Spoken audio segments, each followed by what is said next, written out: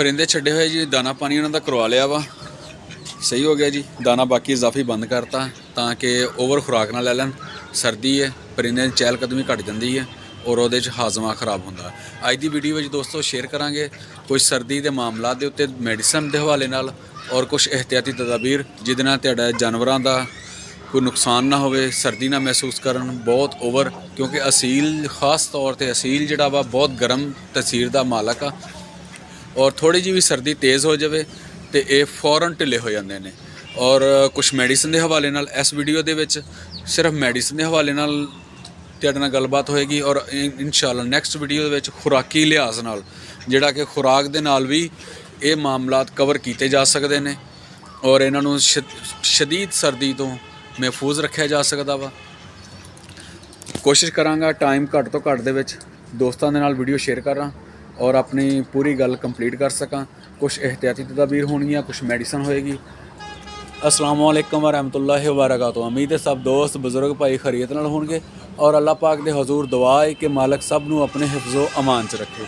तो दोस्तों कुछ मैडिसन जिहड़ी आ लैन दी असीं पहले खरीद के टाइम बचाने लई उन्हूं मैं तैयार कर लिया वा। यह देखो गोड़े ते दो किस्म की मैडिसन है, यह अलग तो कैप्सूल पे ने, ये भी तुसी देख रहे जी, ये भी तुहाडे नाल शेयर करदा है किहड़े ने।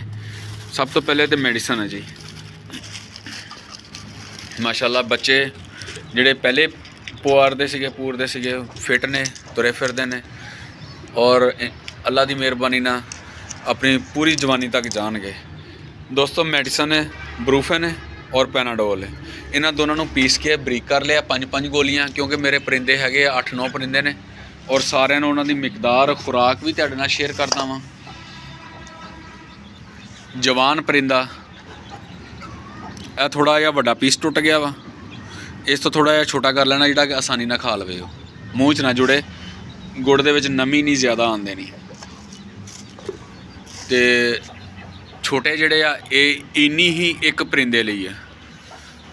यह साडा चिंटू है जी, ते बच्चे इहनूं डड्डू भी कहंदे आ, चिंटू भी कहंदे आ जी, बल्कि चिंटू आ जी मैं ही भुल गया। ये डड्डू ही है साडा, ये डड्डू है, ये चिंटू है।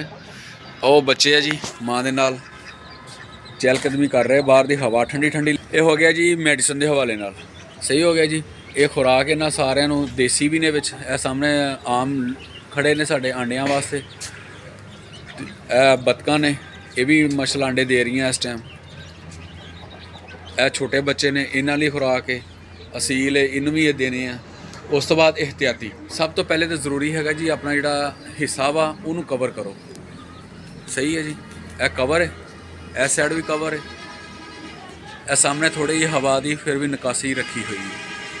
यह साइड कवर आ, सामने साइड आप इस टाइम ओपन की है क्योंकि थोड़ी जी सफाई सफाई भी करनी है, तो इस दे लई कीता होया वा।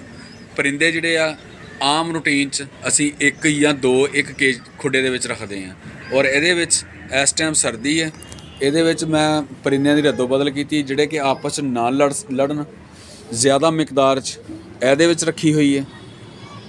ये पहले सिर्फ मेरा एक जोड़ा सीगा असील दा, मुर्गा और मुर्गी बस, बाकी जिहड़े आ मुख्तलिफ जगह ते तकसीम किए हुए सीगे। बच्चे जिहड़े कि इस टाइम आ जिहड़े ने मेरे ये इस खुडे दे विच रहिंदे ने, यह हर पासों कवर आ, बंद आ, कमरे दे अंदर आ फिर भी बंद आ, सही हो गया जी। इनू कपड़े रखे हुए ने, रात नूं इस कमरे के अंदर भी इन्हां दे साइडां ते कपड़ा ला दिना ताकि घट तो घट सर्दी की शिद्दत इन्हां ते आवे। जिहड़े कि इस जिहड़े मेरे आम रूटीन के आंडियां वाले वो इस खुडे चले जाने हैं, जिहड़ा एक जोड़ा असील दा वा वो इस खुडे चले जाना वा। एक मुर्गी कुड़क हुई है, लेकिन सर्दी की शिद्दत का करके उन्होंने बिठाने का कोई इरादा नहीं। यह देखो जी आवाज़ शायद तुहानूं आ रही होगी, यह अंदर धरना दी खड़ी है, सही है जी। इन्हूं बिठाने का, आंडे दे थले देने का कोई इरादा नहीं। आंडे बच्चे ने खुआते हैं, 4 दिन बैठेगी, मुड़ के हिलजुल करेगी, अपना चहलकदमी करेगी। जिस दिन तो दिन चंगा निकला इनू एक बार नवा भी देंगे। बाकी कुछ मजीद भी टोटके हैगे आ, फार्मूले हैगे आ, इत्थे लावांगे इंशाअल्लाह जल्द अज जल्द कुड़क चों बाहर आ जाएगी। ठीक है दोस्तों, वीडियो लम्बी हो रही है, अपना और अपने अहल वयाल का बहुत सारा ख्याल रखना। खालिद महमूद ने इजाज़त दो।